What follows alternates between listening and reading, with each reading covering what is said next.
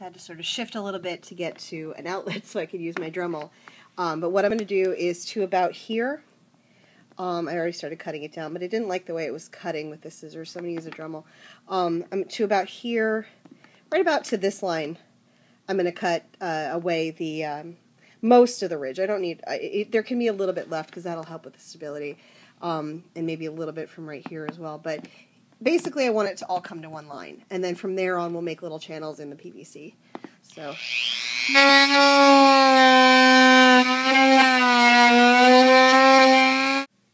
Okay, so got it lined up, and I'm going to cut the grooves in it afterwards. So C-clamps. This will help keep everything in place while I'm working. And I'm going to have to put these on with, well, maybe I can do it one-handed. Maybe. You want to get this as even as possible, though. That's one of your biggest things, is get it as even as possible. It'll just make life easier. La, la, la, la, la.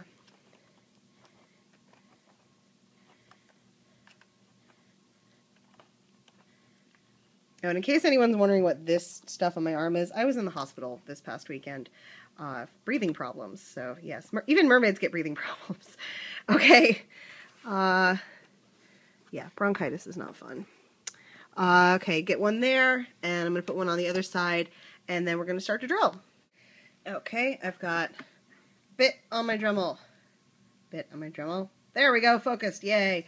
Okay, you don't need a drill for the, for what you're doing. I'm going to make holes about here and here.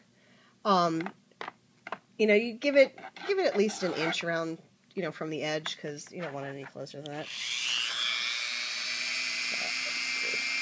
Right about there.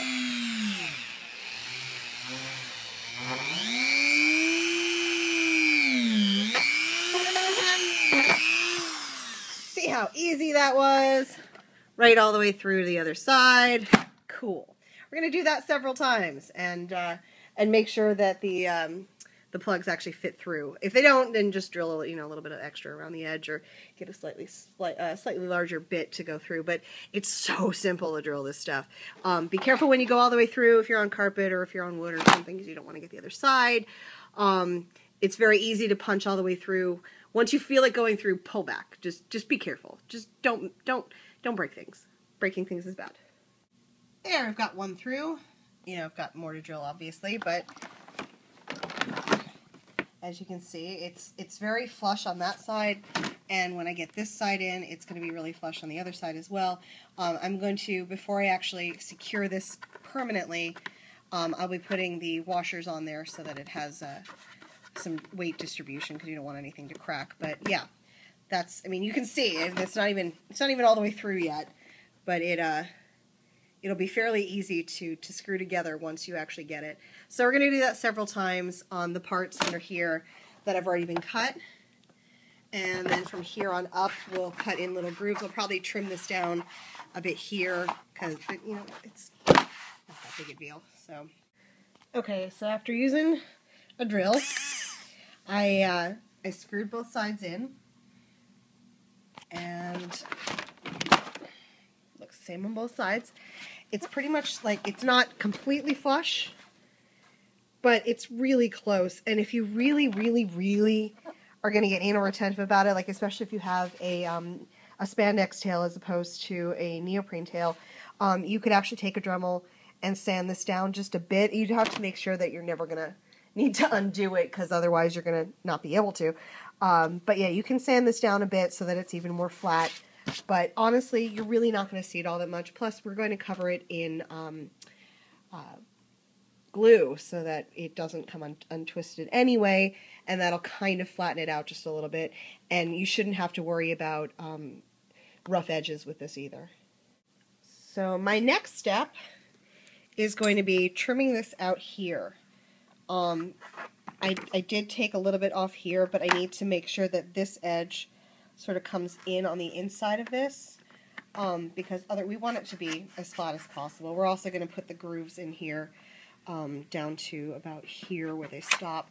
It's going to take a little while for me to do, but if you really need me to like do a step-by-step on this, just ask me, because I'm not going to do that right now. It should be fairly simple for you to figure out. I mean, I'm going to trim this down a bit to probably about there, because it doesn't need to be that high. Plus, if it's in a tail, the water is going to get under here. This is another reason why we're going to cut into the grooves so that it is flatter. The water's going to get under here, and it's going to start to push up like that. And we really don't want that. So I'm going to cut it to about here, even everything out, and drill new holes, bolt everything into place, and I will show you when I'm done. Here's a quick example of what I mean by cutting down for the grooves. It pretty much starts to flatten out right about here. So that's where I'm cutting it, and then I'm going to end up cutting it probably about here. It doesn't need to be much higher than that. And then here, you can see, yes, it does have a little bit of a curve. I'm going to even that out just a bit.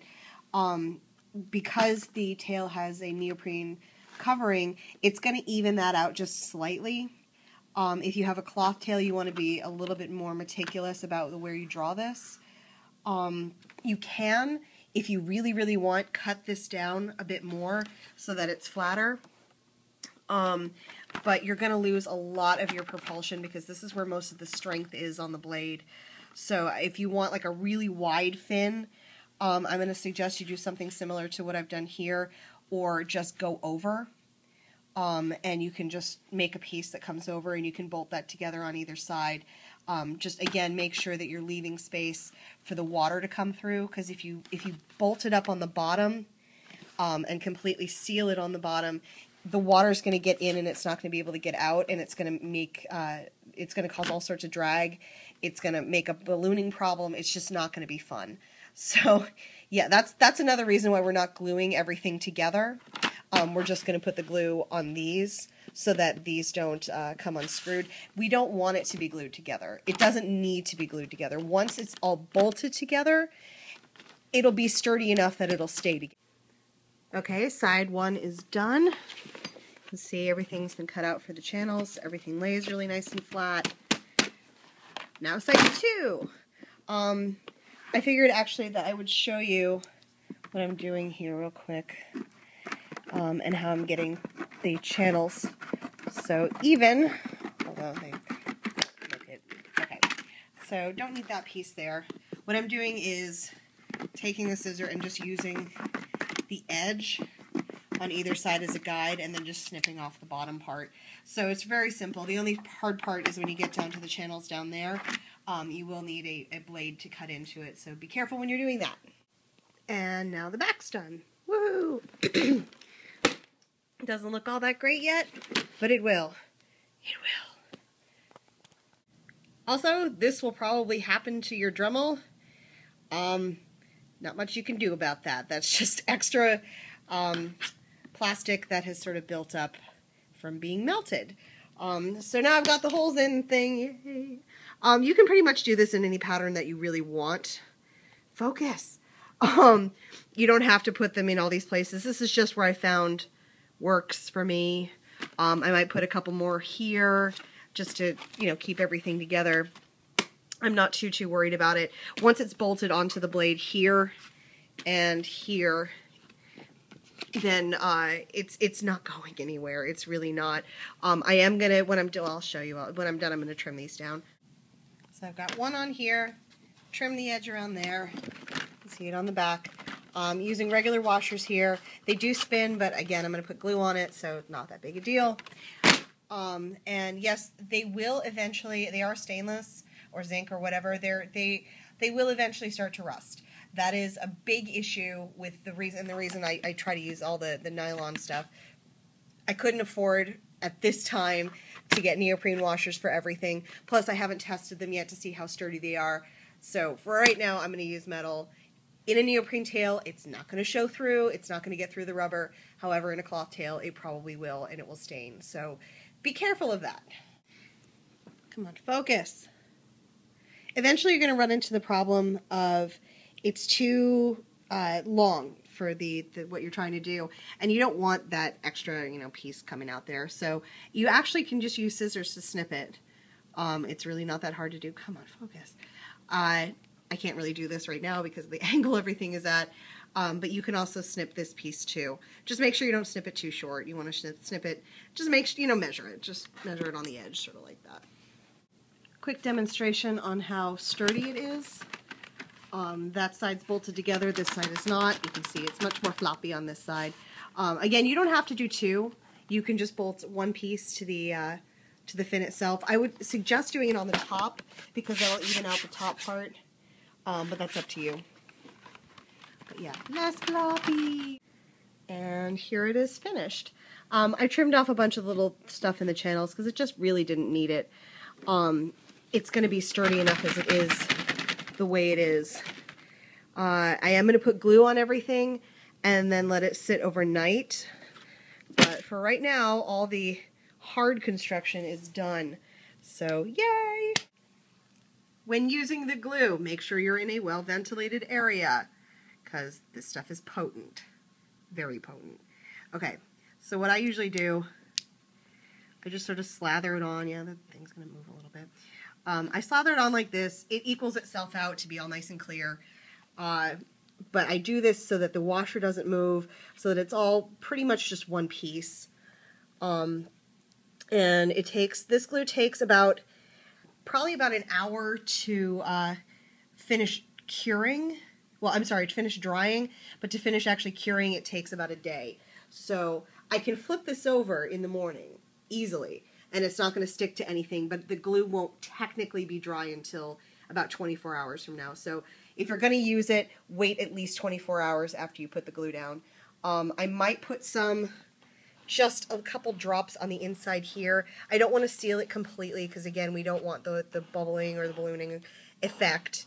But I think I am going to put some there just so that the two pieces stick together. But that's pretty much it. Once the glue is dry, you're done. You're done. You can go use it in the water. It's not going to hurt anything. One more thing you can do, if you think you put down too much glue, and you don't want it to have a big shiny disc like that. Why aren't you focusing?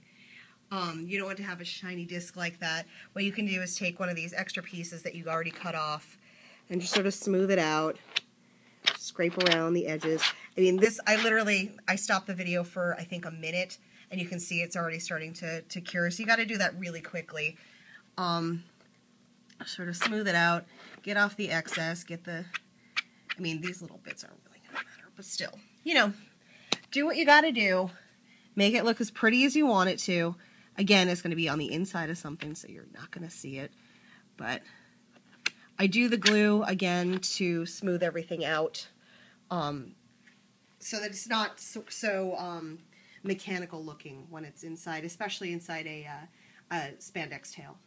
So there we go. Okay, now I'm done. Oh yeah, bolted that together. Yes. Okay. And I've had it sitting here. I did the back part. Excuse me. I had it sitting here for probably about 4 extra hours after I did the back part. You can see I've got it here. This is a tail that I made before, and you can see the washers here. They're starting to rust. I only used it like once or twice. This was not a good design. Not a good design. I mean, look at that. It's all rusty and gross. But this was a prototype. It was, you know, figuring out how to get everything working. Oh, in case anyone's curious, I used 2 of these things and just screwed them into a beam or a post in the house to hang up my tails with. They cost, I think, like $1 or something each at a Home Depot. It's just got a screw at the end. But yeah, it's a good method for hanging up tails, especially if you want to dry them, because that's where mine hangs normally. You can see it has some wear on it. It needs to, yeah, I need to perfect that just a little bit, because that's almost completely off now. But anyway, so yeah, so it's been hanging up here, drying in the garage, because nice, well-ventilated area, because seriously, the smell of the glue it's just awful. But, I mean, this is dry now. This can come inside. And it is done. These are completely cured now. Backside's done. And yeah, it is ready to be worn. It is ready to be used. can see it's very, very sturdy, which is really good because in the water, the more flexible it looks on the outside, the less propulsion you're going to get from it in the water. So make it super, super sturdy, nice and rigid, and if the water needs to get through, which it will, it'll start poking through, it'll come right through here. Nice and simple, not a big deal. Yep, done.